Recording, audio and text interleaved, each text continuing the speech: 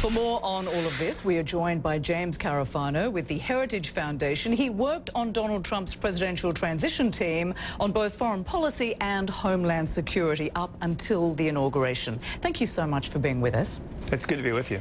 So let's start with the breaking news. President Trump firing the acting Attorney General Sally Yates after she instructed lawyers in her department not to defend Mr. Trump's executive order. Why not just wait until his own Attorney General was in place and the rest of his team before signing this executive order and trying to move things along so fast and creating all of this chaos right across the country?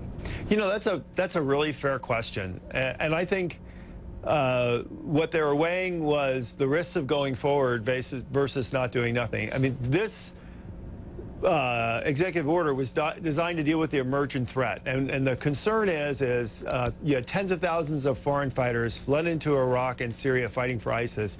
And as ISIS is rapidly losing space, the remainder have to go somewhere, and everybody believes they're going to go to the 7 countries that were listed. And it's not just us.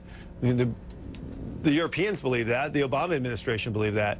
And so the concern is you have to have mechanisms in place that if they try to outflow there and come to the Western United States, you're prepared to deal with that. And I think what was on the mind of the incoming administration is on January 20th, we own this.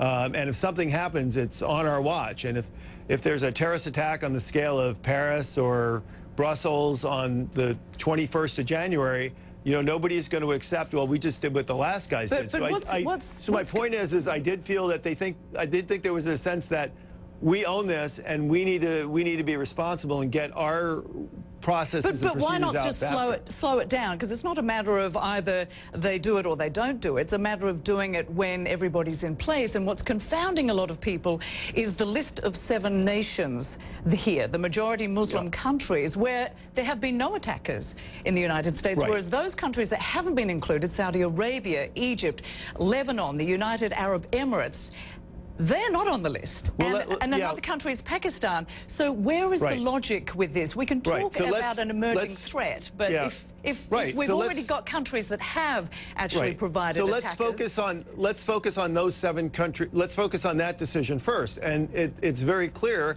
that the reason is the same reason why the Europeans have very strict restrictions on these 7 countries, the same reason why the Obama administration had very strict restrictions on these 7 countries. But not as broad as this. Well, let me finish. Broad as this, okay, you ask the questions and let me answer them. So the idea here is that's the country where everybody believes that when foreign fighters run away, that's where they can go, that's where they will go, and that's where they'll try to exit from to go to the West. And we've already seen terrorists go through visas and the refugee trail to go and do attacks on Western Europe. So it's very clearly focused on where the emergent threat has come from. It doesn't mean don't worry about terrorists coming from other places. It doesn't mean don't worry about the domestic terrorist threat, but it's dealing with the specific threat that people recognize is over the horizon. It's like, you know, everybody gets accused of preparing to fight the last war. So the administration says we need to be prepared to fight the next wave, which not just us, but the Obama administration and everybody else thinks is coming. But that still doesn't answer the question why Saudi Arabia, Egypt, Lebanon, the United Arab Emirates, Pakistan, the nations that have provided attackers. No, come on. Look, that's a ridiculously easy question to answer.